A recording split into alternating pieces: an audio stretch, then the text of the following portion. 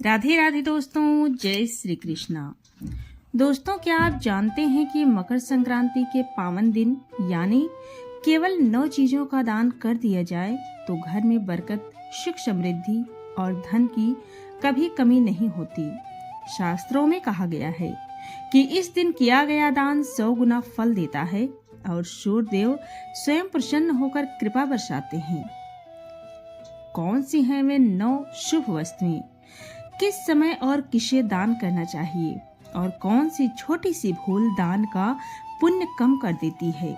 आज के इस पौराणिक प्रसंग में जानिए मकर संक्रांति पर किए जाने वाले 9 महादान के बारे में, जो आपके जीवन में लाएंगे बरकत ही बरकत। सबसे पहला है तिल और गुड़ का दान। इस दिन तिल और गुड़ का दान सबसे महत्वपूर्ण दान माना गया है। इसे तिल गुड़ दान कहा जाता है, जो शनि और सूर्य ग्रह को प्रसन्न करता है। दूसरा है धन का दान। मकर संक्रांति के दिन अपने सामर्थ्य अनुसार किसी गरीब या ब्राह्मण को धन का दान दें। इससे जीवन में सुख समृद्धि में वृद्धि होती है। तीसरा है खिचड़ी का दान। चावल, दाल, नमक और हल्दी मिलाकर बनी कच्ची खिचड़ी का दान करना बहुत ही शुभ माना जाता है। चौथा है गर्म कपड़े।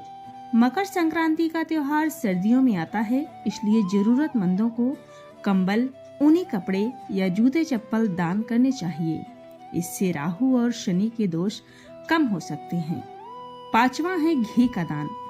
मकर संक्रांति के दिन शुद्ध देशी घी का दान करने से करियर में सफलता और मान सम्मान मिलता है। छठा है अनाज का दान। सब्जियों और फल, इन सब का दान। मकर संक्रांति के दिन गेहूं, चावल, मौसमी फल और सब्जियां दान करने से घर में बरकत आती है। सातवां है सरसों का तेल। मकर संक्रांति के दिन सरसों का तेल दान करने से शनि का बुरा प्रभाव कम हो सकता है। आठवां है हल्दी। मकर संक्रांति के दिन हल्दी का दान करना बेहद शुभ माना जाता है। नौवां है शहद। मकर संक्रांति के दिन शहद का दान करने से जीवन में मिठास बढ़ती है। दोस्तों, कपिल मुनि के आश्रम पर जिस दिन मातु गंगे का पदार्पण हुआ था, वो मकर संक्रांति का ही दिन था। पावन गंगा जल के स्पर्श मात्र से राजा भागीरथ के पूर्वजों को स्वर्ग की प्राप्ति हुई थी। कपिल मुनि ने वरदान देते हुए कहा था, मातु गंगे त्रिकाल तक जन जन का पाप हरण करेंगी और भक्त जनों की 7 पीढ़ियों को मुक्ति एवं मोक्ष प्रदान करेंगी।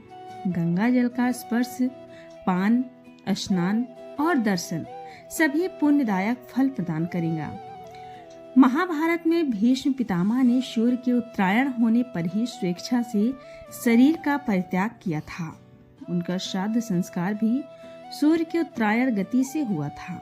फलतः आज तक पितरों की प्रसन्नता के लिए तिल, अर्घ एवं जल तर्पण की प्रथा मकर संक्रांति के अवसर पर प्रचलित है।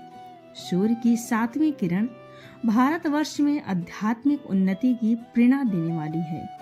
7वीं किरण का प्रभाव भारतवर्ष में गंगा यमुना के मध्य अधिक समय तक रहता है। इस भौगोलिक स्थिति के कारण ही हरिद्वार और प्रयाग में माघ मेला अर्थात मकर संक्रांति या पूर्ण कुंभ तथा अर्ध कुंभ के विशेष उत्सव का आयोजन होता है। आगे मकर संक्रांति की कहानी। ये कहानी हमें प्रकृति का धन्यवाद करने के लिए प्रेरित करती है। तो चलिए कहानी शुरू करते हैं। कहानी कुछ इस प्रकार से है कि एक छोटे से खुशहाल गांव में एक लड़का रहता था, जिसका नाम था आरव। आरव को त्योहार बहुत पसंद थे, क्योंकि त्योहारों में खुशियां, मिठाइयां और कहानियां होती थीं।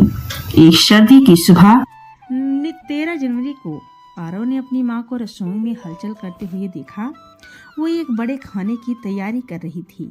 उसकी दादी आग के पास बैठी हुई थी और तिल के लड्डू बना रही थी। आरव जल्दी से दादी के पास बैठ गया और बोला, दादी, आप क्या बना रही हो? कल मकर संक्रांति है और मैं लड्डू बना रही हूँ। दादी ने कहा, तुम्हें पता है मकर संक्रांति क्यों मनाई जाती है और इसका महत्व क्या है? आरव, दादी ने पूछा। आरव ने सिर हिला कर मना कर दिया और उसकी आंखें उत्सुकता से बड़ी हो गईं। दादी मुस्कुराई और कहानी शुरू की। बेटा, मकर संक्रांति वो दिन है जब सूरज उत्तर की ओर अपना सफर शुरू करता है। इससे ठंडी सर्दियां कम होने लगती हैं और गर्म उजाले वाले दिन आते हैं। मकर संक्रांति का मतलब है जब सूर्य मकर राशि में प्रवेश करता है। लोग मानते हैं कि इस दिन सूरज देवता धरती को खुशहाली और समृद्धि का आशीर्वाद देते हैं। ये दिन किसानों की मेहनत को भी सम्मान देने का दिन है, क्योंकि वे अपनी फसल काटते हैं। इसलिए मकर संक्रांति प्रकृति के प्रति आभार जताने का त्योहार है। आरव ये सुनकर बहुत खुश हुआ। तो ये सूरज और धरती को धन्यवाद कहने का दिन है? उसने पूछा। बिल्कुल सही, दादी ने सिर हिलाते हुए कहा। अब मैं तुम्हें बताती हूँ कि हम इस सुंदर दिन को कैसे मनाते हैं। दादी ने आरव को बताया कि इस दिन आसमान रंग बिरंगी पतंगों से भर जाता है, इसलिए इसे पतंगों का त्योहार भी कहते हैं। लोग ये देखने के लिए प्रतियोगिता करते हैं कि किसकी पतंग सबसे ऊंची उड़ती है। हम तिल और गुड़ से मिठाई भी बनाते हैं, दादी ने कहा। तिल और गुड़ एकता और प्यार का प्रतीक है। ये हमें सिखाते हैं कि हमें हमेशा मिलजुल कर रहना चाहिए। दादी ने आरव को तिल गुड़ का लड्डू देते हुए कहा। कुछ जगहों पर लोन बॉन फायर जलाते हैं, गाने गाते हैं और नाचते हैं ताकि फसल काटने की खुशी मना सकें। किसान इस दिन बहुत खुश होते हैं क्योंकि उनकी मेहनत फसल सफल हो जाती है, दादी ने कहा। कुछ लोग गंगा, यमुना या गोदावरी जैसी पवित्र नदियों में स्नान भी करते हैं। उनका मानना है कि इससे उनके बुरे कर्म धुल जाते हैं और वे अपने परिवार की भलाई के लिए प्रार्थना करते हैं, दादी ने मुस्कुराते हुए बताया। इस दिन लोग जरूरतमंदों को खाना और कपड़े बांटते हैं ताकि सबकी खुशी बढ़े। दादी कहा, ये त्योहार प्यार मदद का संदेश देता है। मकर संक्रांति मनाने के लिए उत्साहित आरव ने अपने पापा के साथ एक बड़ी और रंग बिरंगी पतंग बनाने का फैसला किया। उन्होंने पतंग पर धन्यवाद सूरज लिखा ताकि उसे आसमान में ऊंचा उड़ा सके। अगली सुबह 14 जनवरी को मकर संक्रांति के दिन आरव और उसके परिवार ने सूरज देवता की पूजा की। पूजा के बाद आरव ने अपने पापा के साथ पतंग को आसमान में ऊंचा उड़ाया। शाम को उन्होंने इस साल की अच्छी फसल के लिए धरती माँ का धन्यवाद किया।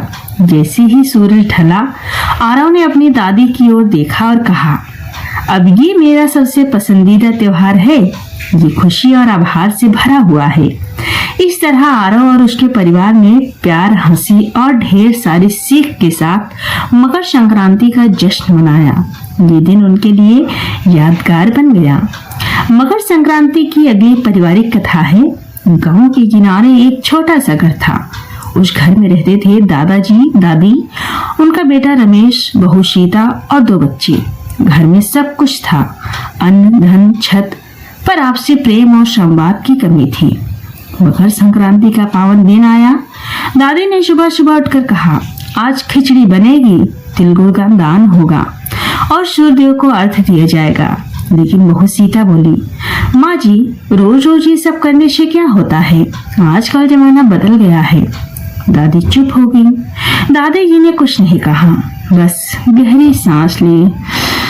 सुबह दादाजी ने पोते को साथ लेकर सूर्य को अर्घ्य दिया और बोले, बेटा, मकर संक्रांति सिर्फ पर्व नहीं, ये दिन है अहंकार छोड़कर रिश्ते जोड़ने का। बच्चे ने मासूमियत से पूछा, दादाजी, अहंकार क्या होता है? दादाजी मुस्कुराए। जब अपने ही अपनों से दूर हो जाए वही अहंकार है।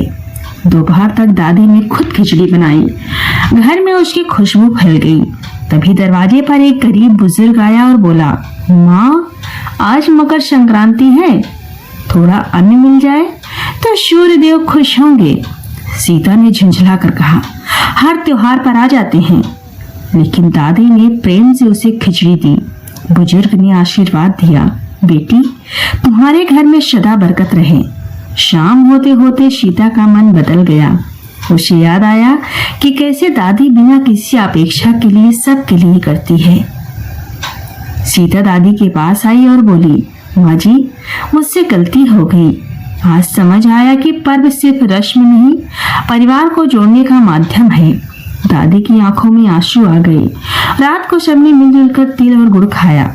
दादाजी बोले, आज सूर्यदेव ने सच में घर में उजाला कर दिया। बच्चे हंस पड़े। घर में वर्षों बाद सच्ची गर्माहट महसूस हुई। ये कथा दोस्तों हमें ये सिखाती है कि पर्व परंपरा नहीं, संस्कार हैं। दान केवल धन नहीं, अहंकार का भी होना चाहिए। खिचड़ी सिर्फ भोजन नहीं, एकता का प्रतीक है।